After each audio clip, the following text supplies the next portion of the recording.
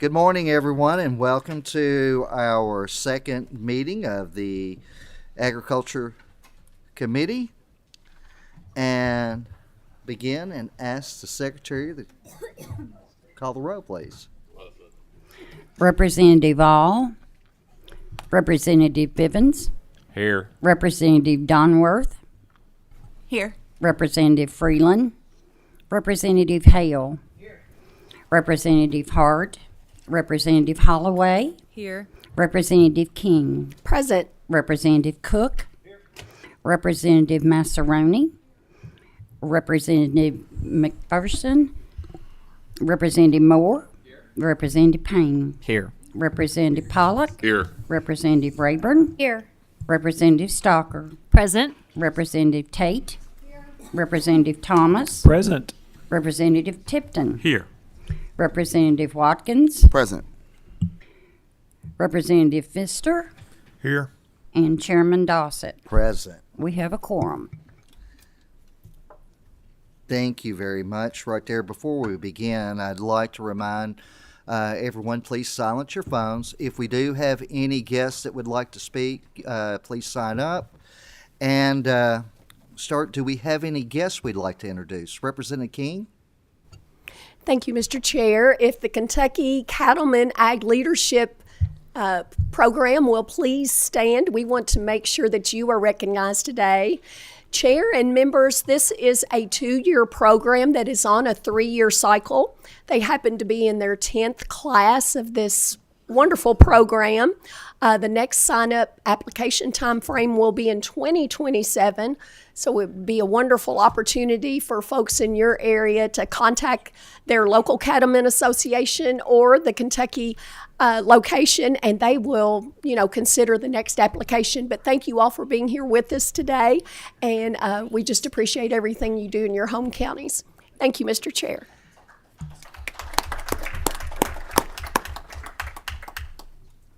We also do have another guest out, and I don't know if he's going to be here long enough. Would like to introduce our Ag Commissioner, Jonathan Shell. And are you going to be able to stay with us until we get to your... Thank you. We do have a new member that is with us. We have Representative Felicia Rayburn, who you are returning, am I correct, from last year? So welcome. We're happy to have you with us. Okay, we will begin. Excuse me. We need to. Do we need? We don't have to add minutes or anything. Okay, we'll begin with our first presentation. Ask Representative Duval to come to the table and present your House Bill 186. Introduce yourself, please. Robert Duval, State Representative, District 17. Good morning. Chairman Dossett, Vice Chair Pfister, members of the committee, thank you for the opportunity to speak with you today. House Bill 186 streamlines the process for churches and nonprofits to be able to provide food for homeless shelters and for those who have been displaced due to natural disasters. Currently, these organizations would need like an industrial kitchen or specific plumbing to simply provide a fried bologna sandwich to those folks. As long as the food is safe.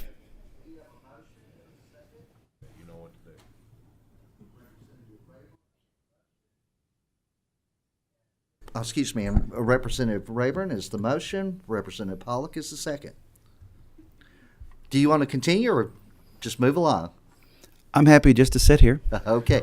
We do have some questions. Representative All. Yeah.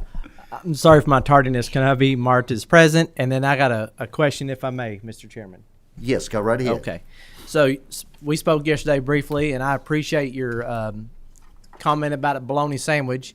It's very pertinent in this time, jokingly, but we're in a very serious situation right now in the Commonwealth with the flooding that we've experienced across the state.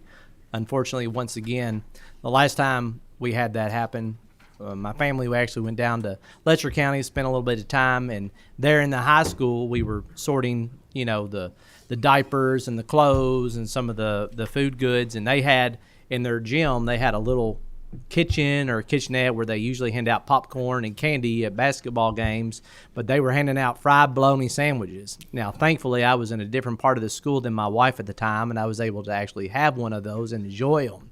So, as you know, jokingly, as comical as we're talking about, it is a very serious situation that we're facing. I think this is a great piece of legislation. I want to commend you for bringing it to the forefront. Thank you, and I'm looking forward to voting for it. Thank you. Representative Don Worth. Thank you, Mr. Chairman.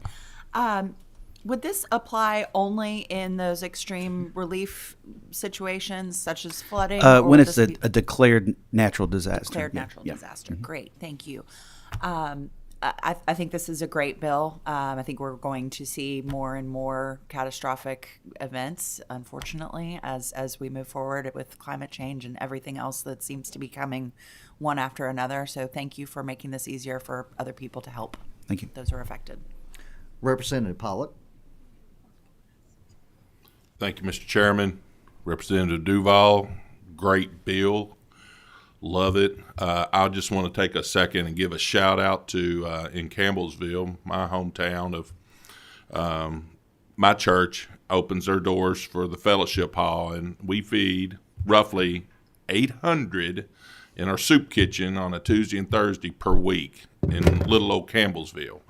And so, and I know this is for devastation, emergency situations, primarily is what your focus is on. But I just really want to make sure and say on the record that I appreciate the soup kitchens and things that are going on throughout the whole state of the Commonwealth here, and us looking out for our neighbors and doing the things the right way. So, again, the commissioner's here today, and one of his focus is food is medicine.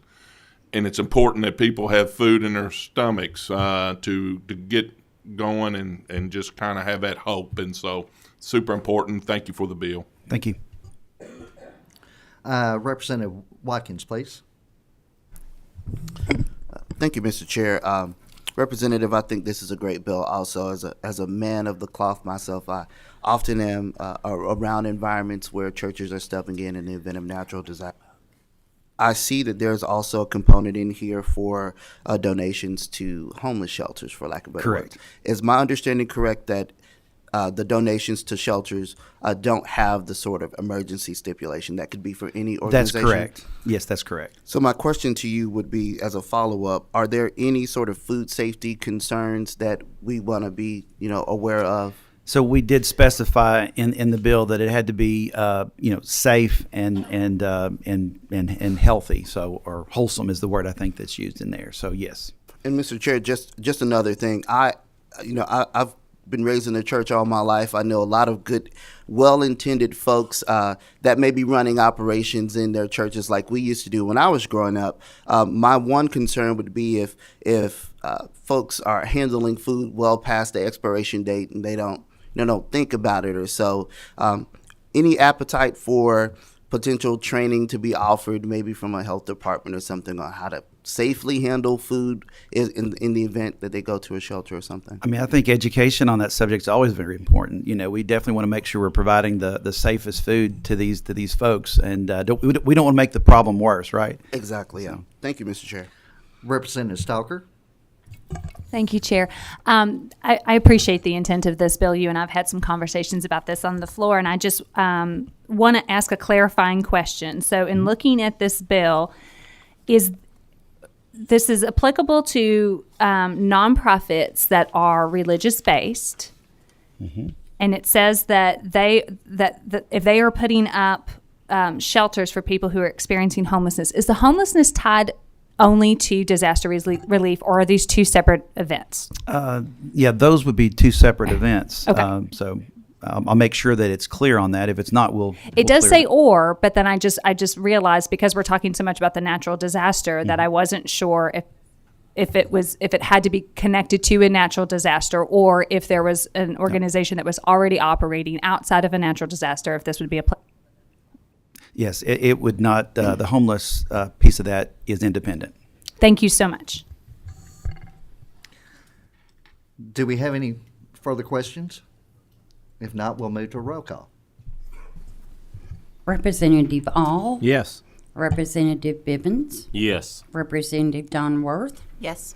Representative Pfister, Yes. Representative Freeland, Yes. Representative Hale, Yes.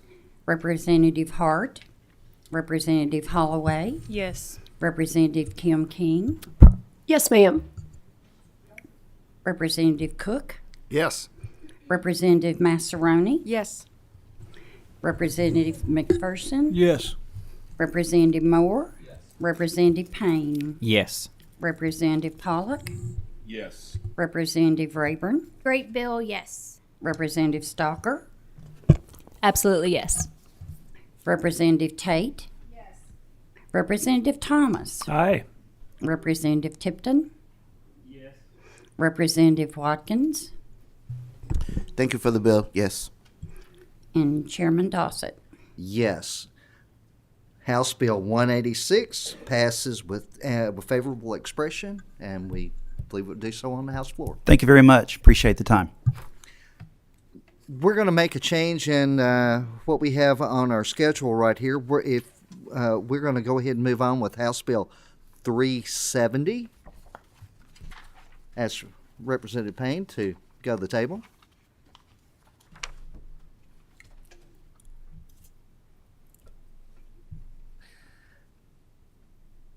And Representative, if you have guests, they can come there and join you, please. And please introduce yourselves.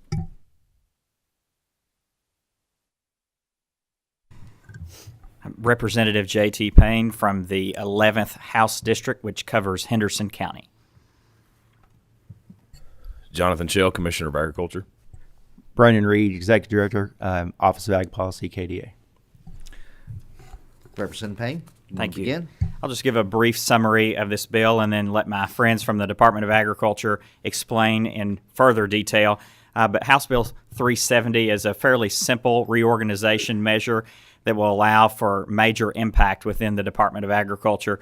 In a nutshell, what it does, it allows the Division of Farm Safety and Rural Health within the Office of Ag Marketing, and it also allows for the implementation of the Office of Ag Economic Development. Several of you all in your own districts have probably seen the initiatives that the Department of Agriculture has been implementing, from the Food is Medicine campaign to a focus on rural health and farmer mental health, as well as farm safety programs. This will allow the continuation of those programs and just allow for more efficiency within the department. Thank you. We have a motion and a second. Motion from Representative Pollock and our second. Representative Bivens. Any questions? Representative Pollock? Yes, thank you, Mr. Chair, and thank you for presentation there, Representative. In your presentation, you mentioned in your comments about this bill, in two words there, it kind of popped my mind, in a nutshell. And so does that reference to, the commissioner and food, or could you go ahead a little bit more in depth? Thank you, Representative. Pun intended. Just say no. Thank you.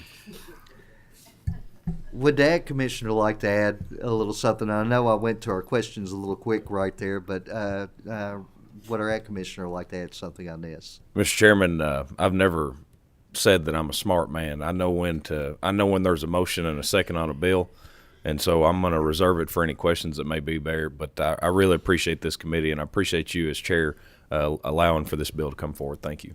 Thank you. Representative Bivens?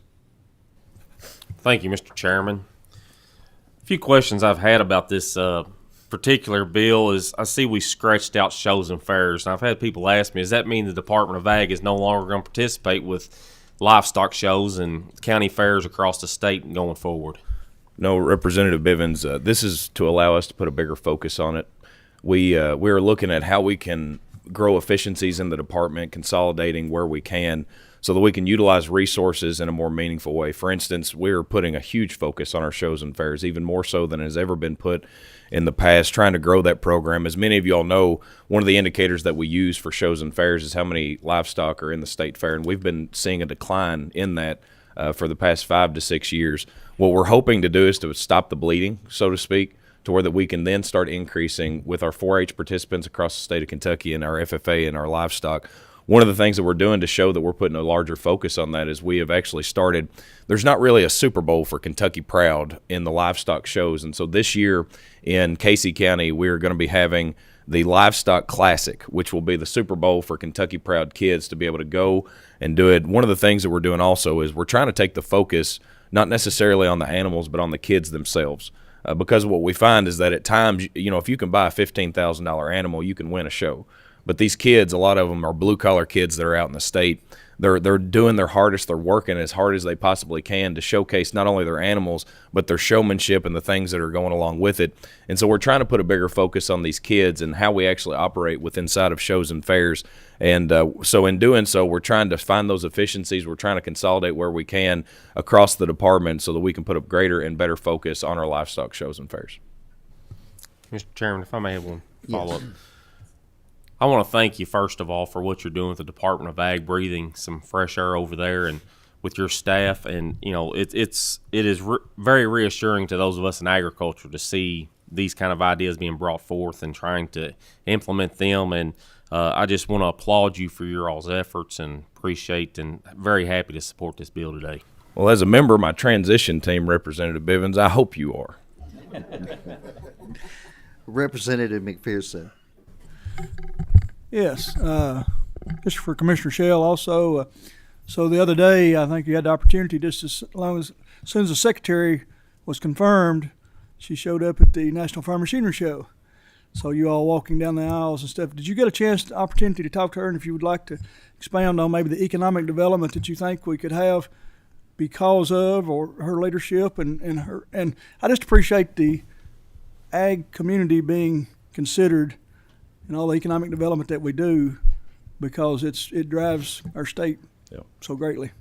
Thank you, Representative. And for those of you that don't know, we had the new USDA Secretary come in to Kentucky. The first visit that she made after being confirmed and sworn in, she was on the job for less than 24 hours and stepped foot on the good bluegrass that we have here. I think that's a big deal for Kentucky. I think it's a big deal for our agriculture community, and I think it'll pay dividends into the future. We've been working on that relationship for about 3 months. Things just don't happen. And I would like to commend our Representative Bivens. He's very integral in the Kentucky venues and especially around Farm Machinery Show and the tractor pulls and relationships that he had. He was texting one of their staff members in D.C. and said, "Hey, can we get a video of Trump, you know, to come down here for the tractor pulls?" And so they called me and asked me what I thought about that, and I said, "That's great, but how about we just get her here?" And we worked for about, I'd say, 3 weeks, Ryan, to be able to do that. And boy, it was something else. It was an experience of a lifetime. And I can tell you that for her, she is going to focus on rural development. That is one of her biggest initiatives that her and President Trump want to focus on. And I think the foundation that we've laid in Kentucky around ag is economic development and putting a focus on that. When I talked to her about 3 months ago, we had about a 40-minute conversation on a Zoom call, and we talked about ag is economic development. We talked about our Food is Medicine initiative with the Make America Healthy Again, the MAHA movement. We talked about our farm safety and Raising Hope programs, and all of those things. When we got done, she said, Kentuckians are being visionaries in this. We want to figure out how we can make this something that's national. And I want to give you one, because we're working on doing this farm safety and the Raising Hope and bringing more to it. I want to give you one other thing, and I know I've bragged on Ryan quite a bit in here this morning, just different stuff that we've said. But so we brought in Secretary Rollins, and Ryan was there, and he brought his boys in, Cyrus and Avery. And I want to give you, for instance, as to why these programs are so important in the state and what it means for that next generation, and why what you do in this room and the decisions that you make are going to make an impact for the future. So Ryan got introduced to her, and him and his boy Avery walked off. Well, Cyrus is 16 years old. He's in FFA, he's in 4-H. He's one of the most amazing young men that you'll ever meet. And Ryan walked off, and he thought it was kind of done, and you could see this happening in Cyrus's head. He kind of hung his head and looked at the floor, and you could see that he kind of shook his head, and he was building up that courage. And he turned around and he said, "Secretary Rollins, I'd like to tell you about a program that we have here in Kentucky called Raising Hope." And he went and gave one of the most elegant explanations of the farmer suicide problem that we have, about the farm safety issues that we work on, and his involvement in that. And I've never been more proud of a program that we have and actually what it means for the future of this state of having a 16-year-old to be able to have the courage. How many of you all do you think would have had the courage to be able to do what that young man did? I was in awe of what he was able to accomplish with that. The next day we were able to explain a lot more about that program, and it's something that she wants to try and take national now in a lot of the focus that we have around farmer safety, farmer rescue, and farmer suicide or farmer health. And so I'm really excited about the opportunities that we have with Secretary Rollins, and I'm grateful for what you all have laid in a foundation. I'm doing a lot of things right now, but it's because of you all in here that have laid that foundation and the policies that you've passed in this legislature to allow for us to do that. And so I want to say thank you for giving us that national platform and the forward thinking that you all have had. Representative Watkins. Thank you, Mr. Chair. Mr. Commissioner, I commend the innovation. I love that to hear the words ag and economic development in the same phrase. I think that's fantastic. I may live in Louisville, but my family's from Hopkinsville, so that really matters. Really quick on the new department. The bill doesn't specify any new funding or whatnot, so I'm assuming that any new roles or responsibilities will be covered by existing staff that are already in ag policy. Yes, sir. So whenever new administrations come in, we do reorganizations of the vision that we have for how the structure of the office is set up. That doesn't move around the monies. That's what you all will do next year during the budget process. Thank you, Mr. Chair. Before we move to a vote, Commissioner, I want to thank you for being here. And I do want to urge the committee members. I know those of us that have been here for a period of time, we know this for our new members. Do reach out to Commissioner Shell. Do reach out to Director Reed. It is so advantageous to be able to have the relationship with both of them and all of those employees there at Department of Agriculture. I have continuously brought up the fact that when we think of agriculture, so many of us look in, and people at home think of the farmer in the field. They think of what they see, the tractor going across the field or the corn, soybeans growing. Agriculture is so much more than that. Row crops put in about $10 billion into our economy here for Kentucky, but agriculture as a whole is over $60 billion of revenue that comes to our state. So I'm very proud of my background of growing up in the rural area there in Christian County, just as Representative Watkins mentioned, of having that home base coming from Hopkinsville. So I want to thank you, Commissioner, for being here. And thank you, Director Reed, for what you do as well. With that, do we have any further questions? We'll call the roll. Representative All, Aye. Representative Bivens, Yes. Representative Donworth, Yes. Representative Pfister, Yes. Representative Freeland, Yes. Representative Hale, Yes. Representative Hart, Representative Holloway, Yes. Representative Kim King, Yes, ma'am. Representative Cook, Yes. Representative Massaroni, Yes. Representative McPherson, Yes. Representative Moore, Representative Payne, Yes. Representative Pollock, Yes. Representative Rayburn, Yes. Representative Stalker, Yes. Representative Tate, Yes. Representative Thomas, Aye. Representative Tipton, Representative Watkins, Aye. and Chairman Dossett. Yes. And Representative Payne, your House Bill 370 has passed and receives with favorable expression, and we believe it will do so on the House floor. Thank you very much. Thank you, Mr. Chairman. Thank you, members of the committee. Thank you, Mr. Chairman. Next, we'll hear House Bill 304. Representative Biven, you can go to the table and introduce yourself, please, and if you have any guests that would like to join you as well.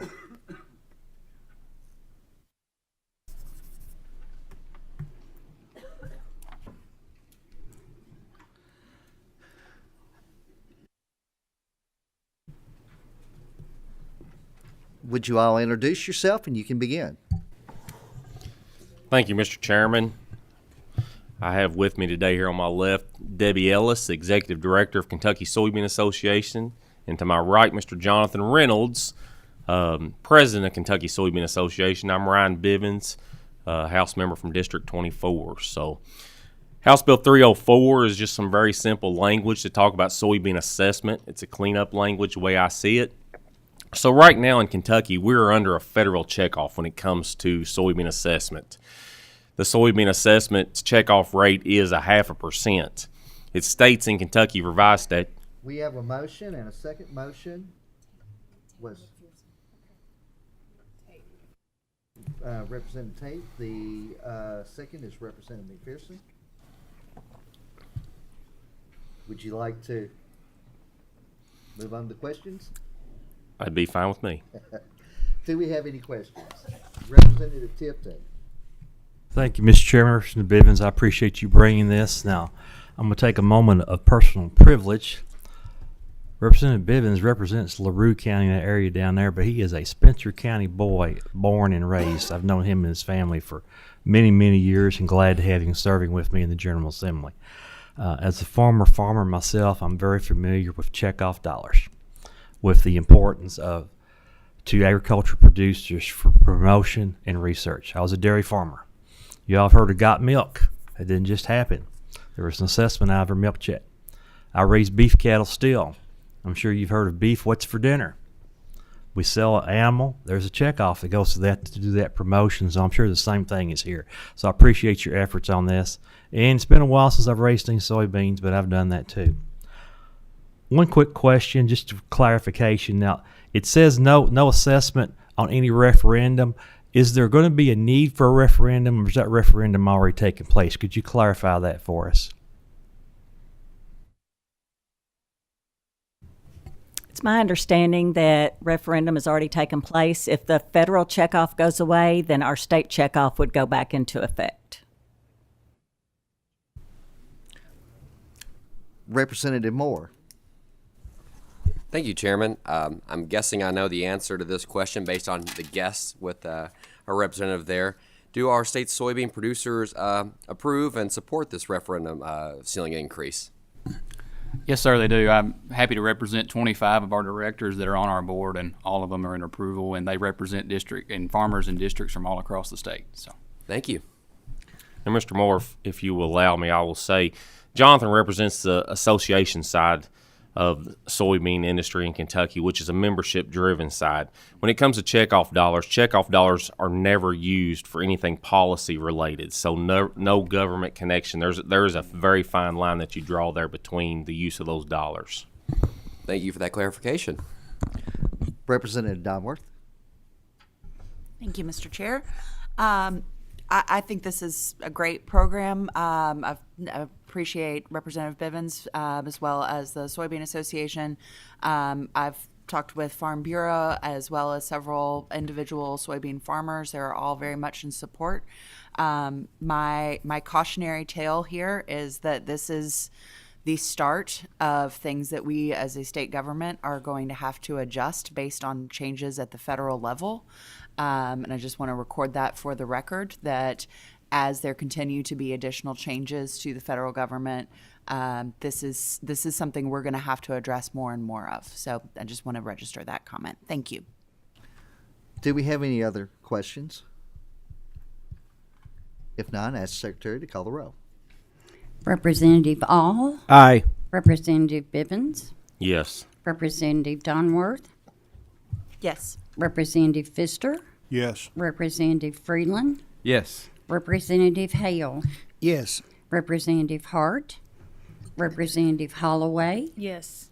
Representative Kim King. Yes, ma'am. Representative Cook. Yes. Representative Masteroni. Yes. Representative McPherson. Yes. Representative Moore. Representative Payne. Yes. Representative Pollock. Yes. Representative Rayburn. Yes. Representative Stalker. Yes. Representative Tate. Yes. Representative Thomas. Aye. Representative Tipton. Yes. Representative Watkins. Thanks for explaining this to me. Aye. and Chairman Dossett. Yes. House Bill 304 passes with favorable expression and should do so on the House floor. Thank you, Representative. Thank you, Mr. Chairman, and thank you, committee. We now will move to House Bill 391 and ask Representative Nemus come to the table, and any guests that would like to speak, and please introduce yourselves. Thank you, Mr. Chairman. Jason Nemus, representative of the 33rd District. That's Jefferson, Oldham, and Shelby counties. Jessica Mays with the Kentucky State Beekeepers Association. Scott Moore, Director, Program Manager, Certified Kentucky Honey Producers. So, Mr. Chairman, I know what it feels like for people who say they're worried about coming before Judiciary Committee, because I'm nervous as a cat on a hot tin roof coming before you guys today. I'm just a lawyer, not an ag man, especially presenting after Agriculture Commissioner. But this is a good bill. My good friend Scott has contacted me a few months ago. He's a beekeeper, and he mentioned that this needed a change. He's also the director of the Certified Kentucky Producers for Kentucky State Beekeeper Association. And so Kentucky's rules are the second worst in the country. We have a rule that says that you can produce 150 gallons of honey off your own farm. And just to let you know where that is, only one state is more restrictive. 25 states have less than 500 gallons. Motion on the bill. We have a motion that's. We have Representative Tate with the motion, Representative, I'm sorry. Massaroni with the motion. Who do we have with the second? Representative Tate. Okay, we have some questions. Representative All. Chairman, would you like to continue, or do you want to go to questions? My mama didn't raise no fool. Representative All. Thank you, Mr. Chairman. We talked on the floor about this bill the other day. I appreciate you running me down to explain it to me. I'm going to vote for the bill. I just got a couple of questions. It says here the current restriction is they have to obtain a permit if they're in this in-between range. I'm just wondering what the fiscal impact, if there is a fiscal impact of the bill, and then how many people fall roughly in that range, if you know that.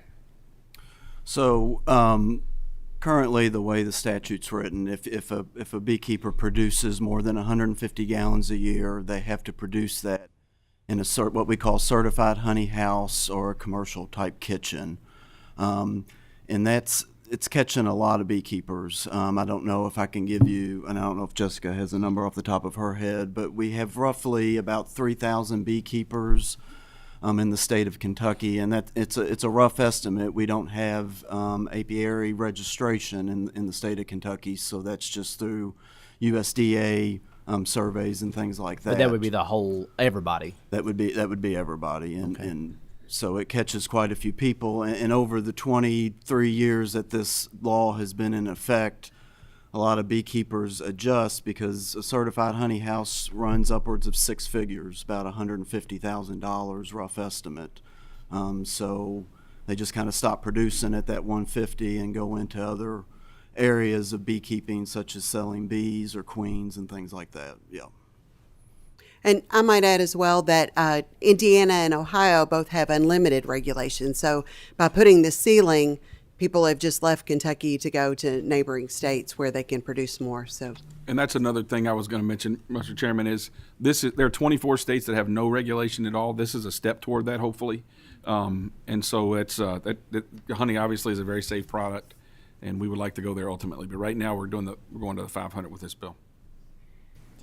Go ahead. So there's really no way to know because we don't know the registry of how many falls in that.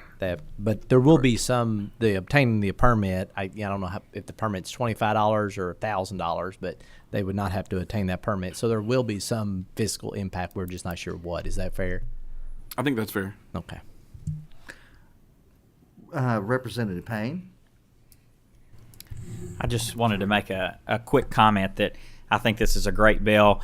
I keep a few beehives as a hobby myself, and I can tell you that no beekeeper is getting rich, and that the equipment is unbelievable, the price of the equipment. So I think any step that we can take in this important hobby/profession to lower the price for producers and get the government out of the way is a positive thing. So thank you for bringing this bill. Representative Tipton. Chair, Representative Nemus, I appreciate you bringing this. I promised Representative Nemus yesterday I was going to ask him a question on this bill. When I was in House Judiciary last week, those attorneys grilled me. So, you know, you talked about being nervous. A lot of people are nervous around bees. You know, kind of scared. Have you ever done a harvest from a hive? And if not, would you be willing to go out and experience harvesting from a beehive? I would do it with Scott, but I don't think I'd do it with you.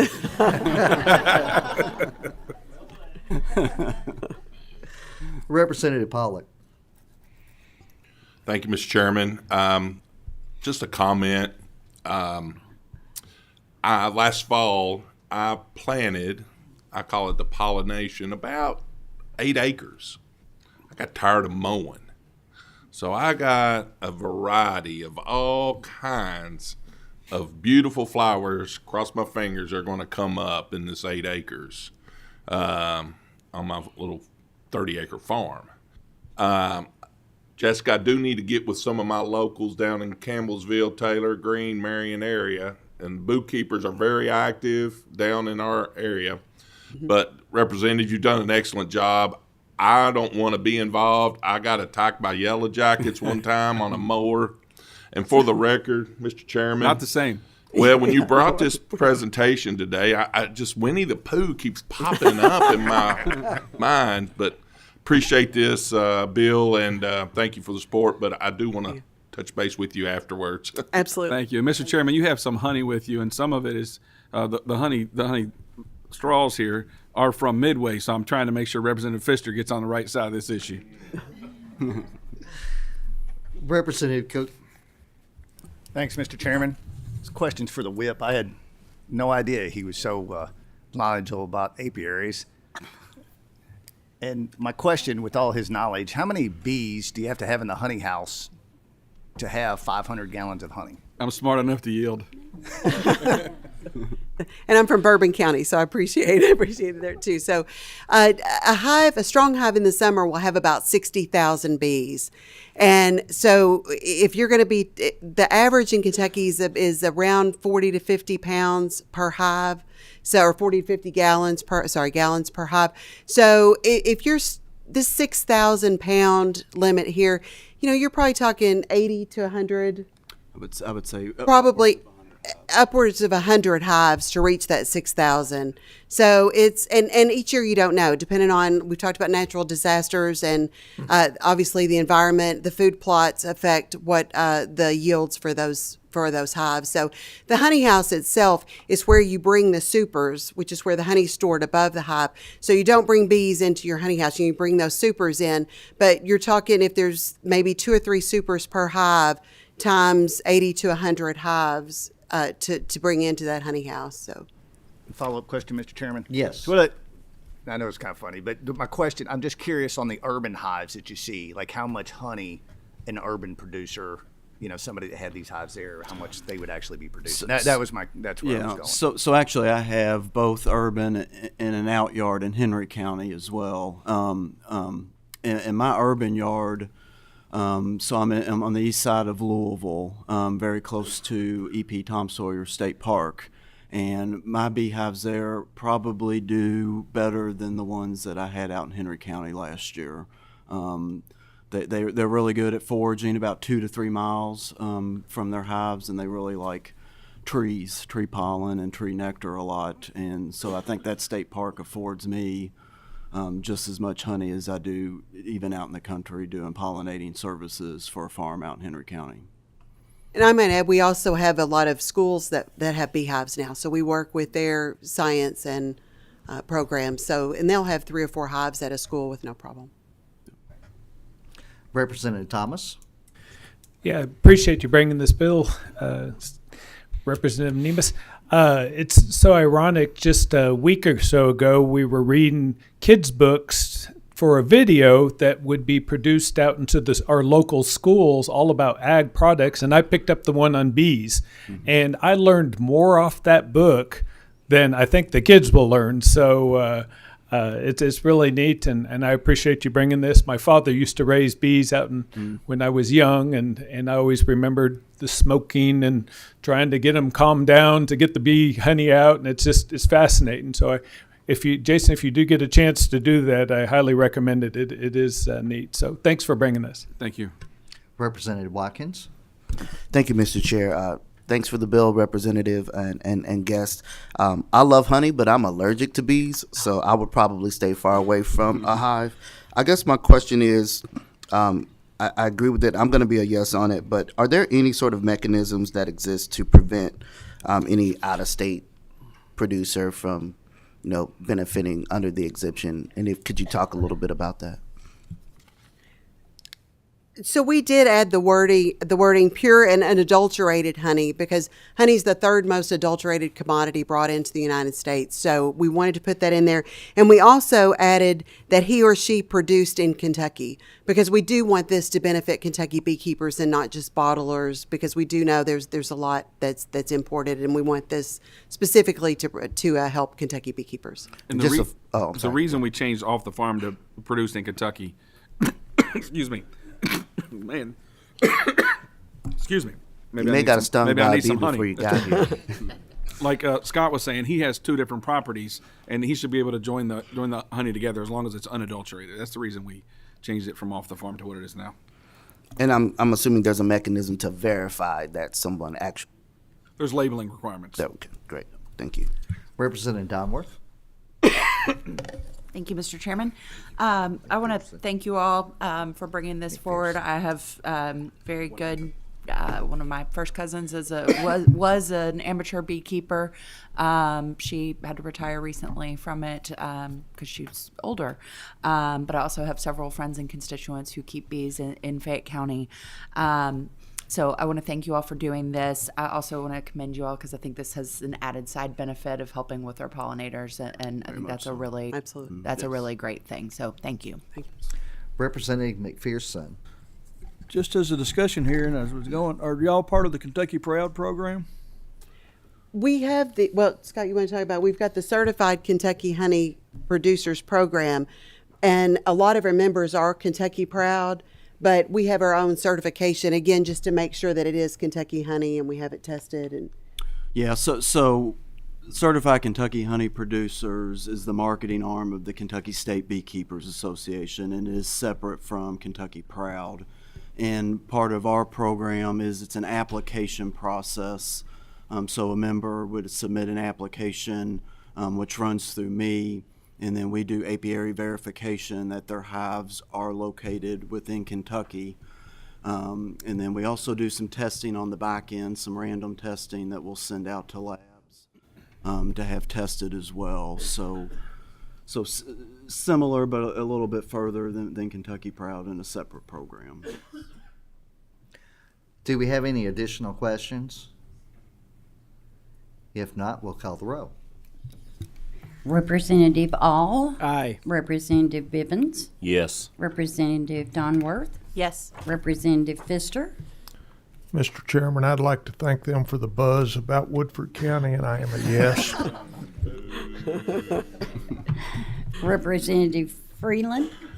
Yes, and thanks for the bill. Representative Hale. Yes, and I'd also echo thanks for the bill. It's a great bill. Representative Hart. Representative Holloway. Yes. Representative Kim King. Yes, ma'am. Representative Cook. Yes. Representative Massaroni. Yes. Representative McPherson. Yes. Representative Moore. Yes. Representative Payne. Yes. Representative Pollock. Yes. Representative Rayburn. Yes. Representative Stocker. Yes. Representative Tate. Yes. Representative Thomas. Aye. Representative Tipton. Yes. Representative Watkins. Aye. And Chairman Dossett. Yes. And House Bill 391 passes with favorable expression and should do so on the floor. And I want to thank Representative Nemus. We enjoyed having you here in our Agriculture Committee, and thank you, Mr. Chairman. It's quite enjoyable, isn't it? It is. It's much better. Thank you, committee. Oh, and for our members, they do have honey here for you to take to try some samples and enjoy that right there. Before we conclude, I want to remind our committee members, we will our meetings will be here in room 154. I know on some of our schedules it's showing in a different room, but our meetings will be here in room 154. With no further business, we are adjourned.